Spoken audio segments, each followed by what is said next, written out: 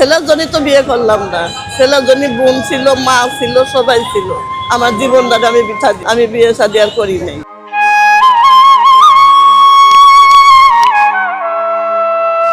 চোখে কাতর দৃষ্টি, হাতে পুরনো একটি থলে, পাশে ভিক্ষার কয়েকটি কয়েন। এই অসহায় নারীটির নাম ডলি, বয়স 58।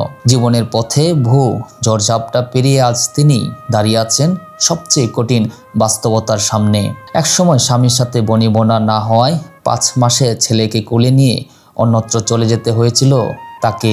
আশ্রয়, নিরাপত্তা আর শান্তির জন্য সেই সিদ্ধান্ত নিয়েছিলেন ডলি। আমি 5 মাসের ছেলে পেটে নিয়ে চলে আসছিলাম। আমার স্বামীর সাথে কোনো যোগাযোগ নাই। ছেলে নিয়ে আমি বহুত কষ্ট করেছি। আমার দুটো বোন আমার মেলা কষ্ট করে বিয়ে দিছি।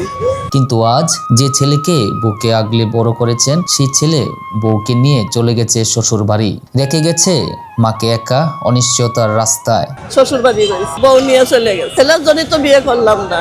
ছেলের জন্য বোন ছিল, মা ছিল, সবাই ছিল। আমার জীবনটা আমি বিয়ে শাদী আর করি নাই। আপনার কোনো খোঁজ খবর নেই না?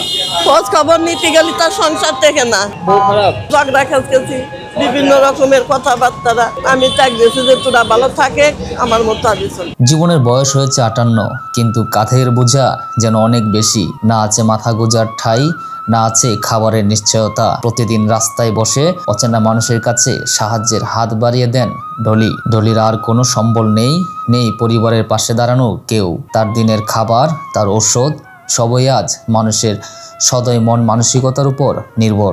আমার এই পিছনে মেরুদণ্ড হাড়ের ক্ষতি হয়েছে, কিন্তু সাহায্য চাই, কেউ দেয়, কেউ দিল না। এই চিকিৎসার জন্য জীবনব্যাপী সংগ্রামের পরিণতি আজ ভিক্ষাকেই এসে ঠেকেছে। সমাজের অবহেলা আর ভাগ্যের নির্মমতায় ডলি আজ একা, শুধু চান একটু সহানুভূতি, একটু সাহায্য। ক্যামেরায় আশিককে সঙ্গে নিয়ে আমি মোহাম্মদ সোহেল রানা, ঢাকা প্রেস, ঢাকা।